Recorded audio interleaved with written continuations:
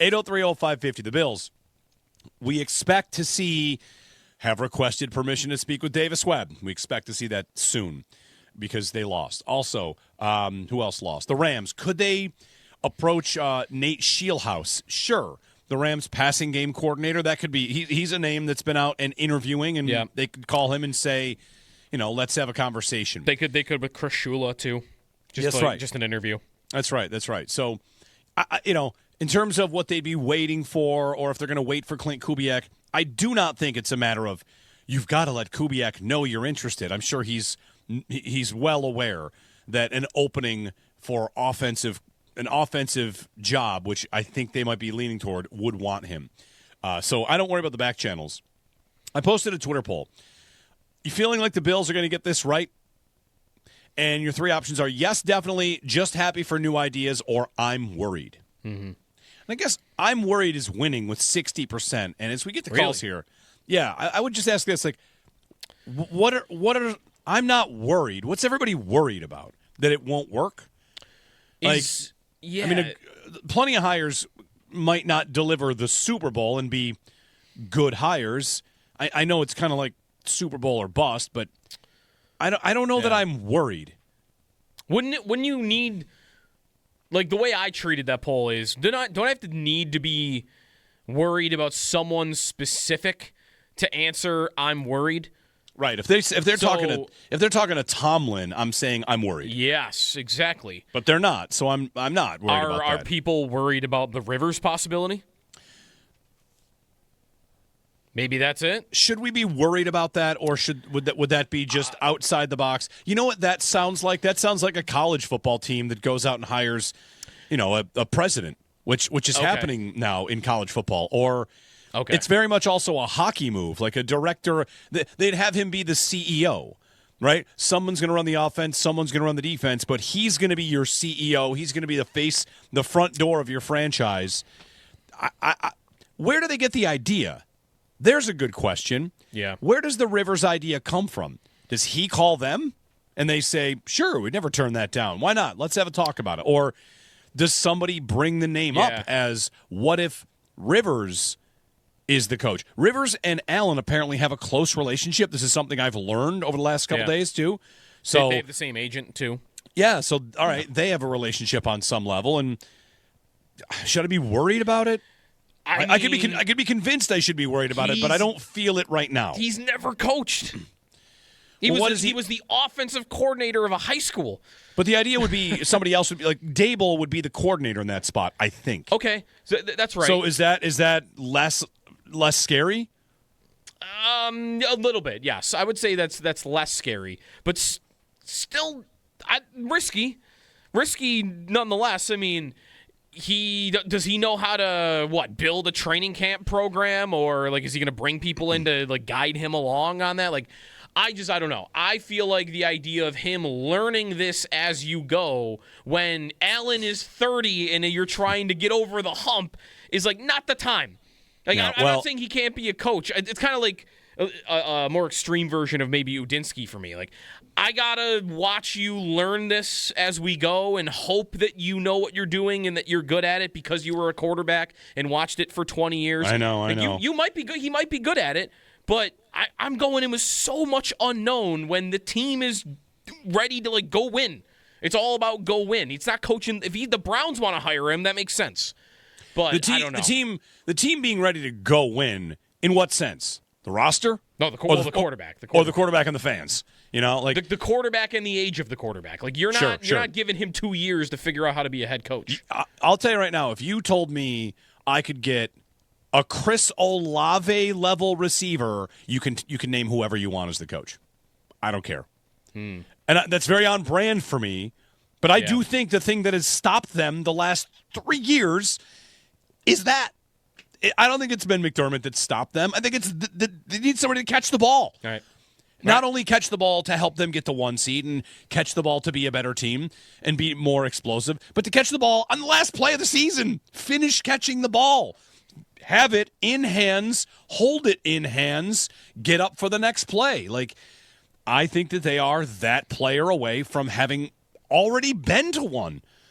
So I know that like that's my only. I'm a one-trick pony. I just say like get receivers all the time, but I think they would have been to one if they hadn't. Does Phillip Rivers know that he can bring with him? Joe, I finally saw someone in the wild make the point that I quietly like to make sometimes, and it was Timo Risk of PFF said something to the effect of, I know it's really hot to criticize Brandon Beane for the Keon Coleman pick, but the one to criticize him for is the Kincaid pick.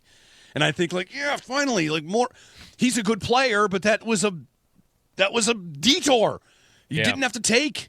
So whatever, he's on the team, keep him here. But like, he's a Pro Bowler. He's a Pro Bowler. Congratulations to him. He's a Pro Bowler. He missed a lot of the season, and he's a Pro Bowler. Very efficient tight end that they should throw it to more. Right. Did you see JSN's numbers at halftime of that game yesterday? Oh, it was crazy. 8 for 115 at halftime, I think. Mean, yesterday should have been. I mean, watch Puka and JSN just trade blows back and forth. How could anyone watch this league and not think if Josh Allen had one of those again, that would just be the easiest. I know it's not easy and teams can game plan, but you could have you could tell me Lou Anarumo can be the coach if the offensive coordinator walks in that building and says, like, if you get me an Olave, I'll make this thing work, and I'll believe it. Yeah. I'll believe in it. I am more open to the Rivers idea. I mean, sure, right. If you tell me a receiver's coming, then like I'm gonna be more happy about the offseason than almost no matter what a coach could be. But I feel like it has to come with like a Dable.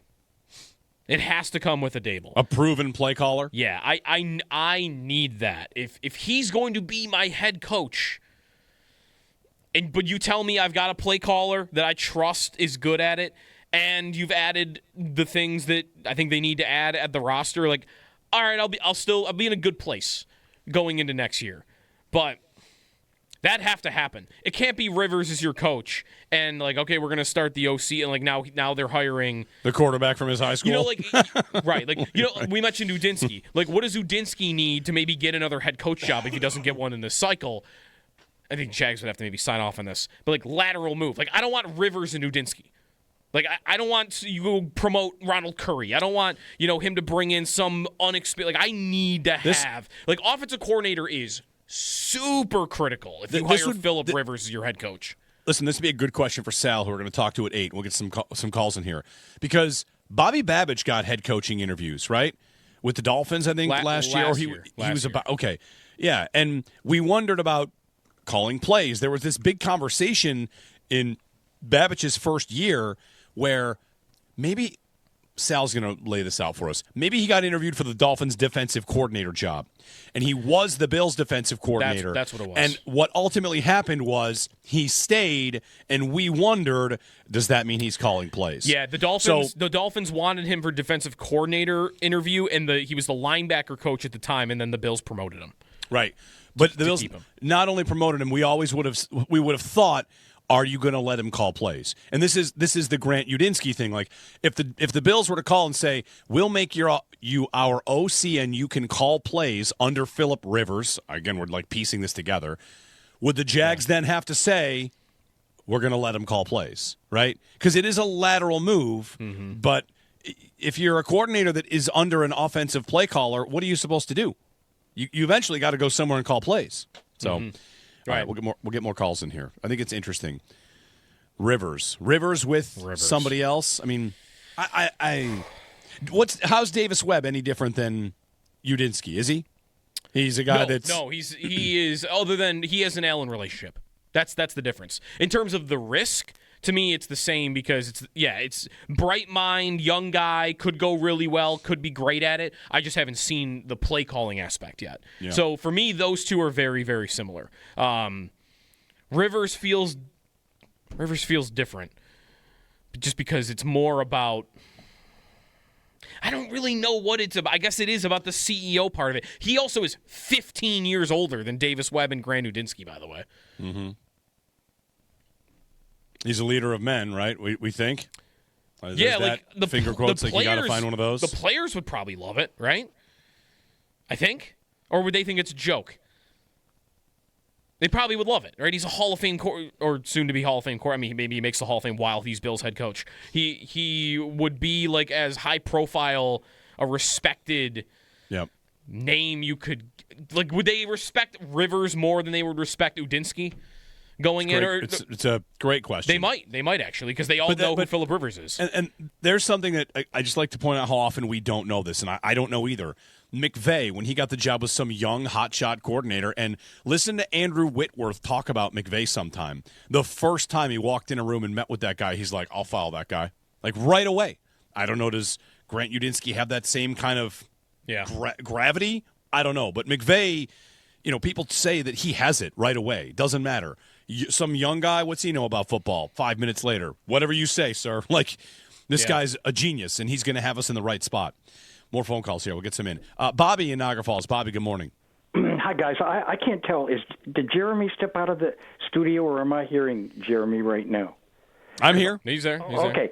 You had before I ask my question, I want to let you know that I got to meet Howard Simon. I and my group were inducted into the Niagara Falls Music Hall of Fame, and so when I accepted my induction, I sang Howard's praises over the microphone, because he was the host of the Hall of Fame event. Wow.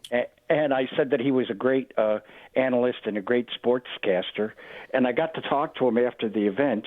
And but the only thing is that, being blind, I still don't know what he looks like, and I'm curious as hell. But I was really excited that I got to meet him, and he talked to me for quite a long while. So I think I was more excited about that than the Hall of Fame induction. So now my question is, Jeremy, you had said, Jeremy, that you didn't think Bruce Arians would be available, and I just wondered why. But the other thing I want to say before I go is, Joe said a great phrase. It was very dramatic. I think he should go into theater, because he said that the Sabres stole the soul of the Islanders. I thought that was cool. So thanks, guys.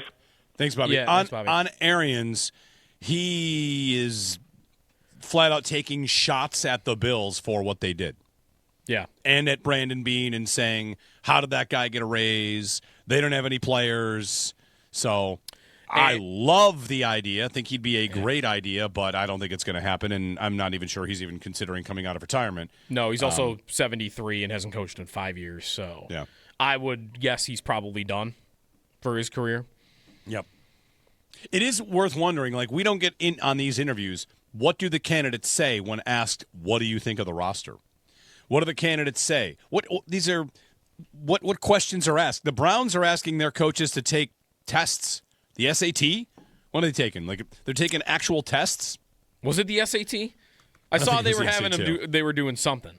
Yeah. They're doing like personality tests and written essays. You got to do a written essay. It's a homework assignment. It's a real. Listen, it's a big job. If you want to do that, then I don't know. Data-driven operation in Cleveland. They spend an extraordinary amount of time gathering data. You're talking personality test, writing an essay, completing homework assignments, going into both the first and second rounds of interviews. They're probably getting mocked for this a little bit, I'll say, right? Fine. Yep. When you draft a player in the third round, you go through extensive interviewing and asking them questions about their lives. You can't do that for a coach, too? All right. I'm not allowed to do that for the coach? I would love to be a fly on the wall as the Browns ask Bill Belichick to take the SAT for them. Yeah, it's a little weird. How long does the SAT take? It took like 4 hours, right? 3 hours? I don't remember. It's a little strange. Are the Bills having them do that? The Bills are having an interview. I mean, I brought up the idea of having them, I'll play Madden and you tell me what they should do in this game situation. Yeah. So there's probably some quirky stuff that everybody does. So Grant Udinsky's been doing Browns homework, because if you get through to the second round, you have homework for the Browns. And like, legit. Yeah. The other thing about that is, I'm going to defend this decision from the Browns, and defending the Browns is not always easy to do, but let me find out which candidates are serious. Yeah. The guy walks in and thinks, I'm too good for that. I'm too good to take your tests. Like, okay, that's fine. We're going to hire somebody else then. I mean, like from Miracle, just taking the test is the test. Yes. Your score doesn't actually matter. Will you actually take the test? You have to show up and say, I'm going to do what it takes. I'm going to be detail-oriented. I want this job. Homework? All right. I'll get a look at this, and I'll have it back to you in a couple days. Just, show us that you're going to invest, as opposed to just trying to climb a ladder for a job and trying to take advantage of an organization that probably feels like it thinks it can be taken advantage of. 803-0550. Next up, we'll go to David in Cleveland. Hey, David. Hey, good morning, guys. What I want to start off with, first thing is watching those games yesterday, particularly the NFC game. It's the only game worth watching. Looking at those offenses, whoever they bring in as OC, I think the most important thing is two things. One is the scheme that they bring, and two, getting Josh's head straight. I think so much of watching the Bills offense, you watch the Bills offense all season, and you watch those games yesterday. Neither one of those quarterbacks has the physical talent that Josh Allen has. But the one common denominator between both offenses was everything looked simple. Everything with the Bills offense looked hard and chaotic. And you long for that. And, if you watch the players on both sides of the ball in offense, the weapons, JSN, I mean, that guy is just something to watch. And if this doesn't drive the point home that if you get a guy, you get support for Josh Allen, you put the right pieces around him, that Bills offense can look like the Seattle offense, like the Rams offense. And that's the overwhelming thing take home from those games. And then the second piece I wanted to bring up was, here's an idea for a defensive coordinator. I live here in Cleveland, Jim Schwartz. When the Bills had Jim Schwartz as their DC, the Bills' defense was good. I mean, what about bringing in Jim Schwartz to pair with whoever they bring, particularly if you bring in a young offensive coordinator that's inexperienced, a guy in his 30s, you bring in a grizzled veteran like Jim Schwartz to buttress the defense. Yeah. But see what your thoughts are. Yeah, that's a name we've heard a couple times before, and I mean, we'll see where he ultimately lands. He's a mercenary, right? He just kind of bounces around, and he won't be a head coach again. He'll just pop into defenses and help fix them. He's the defensive coordinator for the Bills when they have who? Is that Mario? That is no. Yes, Mario, but it's Marone's last year. Yeah, early Mario, Jerry Hughes, Darius. Yep. To your point about the quarterbacks, and like this is not a point to defend Sean McDermott at all, but I want to point something out. You see Matthew Stafford's stat line in this game? Yesterday? Yeah. It was pretty darn good, wasn't it? 374 yards and 3 touchdowns. Yeah. Where's my defense? The Seattle Seahawks fans shouted. Right? Best defense in football. What happened? Should 27 be enough? 27 should be enough. Like I feel compelled to say you have to see the game. 27 points against the top-ranked defense, 374 yards passing, 3 touchdowns. How did they win? They scored. Yeah. They got 31. They threw all over the place themselves. They threw to JSN. They threw to Cooper Kupp. Like, they don't win with this incredible defense that they have without being able to throw it, and they threw it really well. Darnold had a great game, too. I mean, Darnold's stat line in this game, 346. Yeah. And 3 touchdowns. So, like, I know we watched the Bills' defense fall apart in the playoffs. Did Seattle's defense just fall apart in the playoffs, but they scored 31? Would you just call it falling apart if they lost 27-24? Mm-hmm. You might. They gave up 27, Joe, and they stopped the Rams at the 7-yard line in the 4th. Right. It's the best defense in football, Seattle, and still. So, I just want to be careful. I'm just not getting too hung up on having a defense, but maybe if you have a defense in Josh, you feel like you're good enough, and they're going to need to get a defense, and of course they're going to have to get some weapons as well. 803-0550. Vote in our Twitter poll. What are you thinking about, this hire? Are you feeling good? Are you worried? You can give us a ring. 803-0550. We'll get with Sal at 8 o'clock, and at some point mix in some more time for the Sabres and just maybe an airing of grievances about this actual Super Bowl that we are going to be subjected to. Have you heard the Patriot Way said in the Wild yet? Because I have. Oh, no. Yeah. Not. On the post-game show, Mike Vrabel brought back the Patriot Way. I heard that sentence uttered, and I went into a dark place for a little while. It was not fun.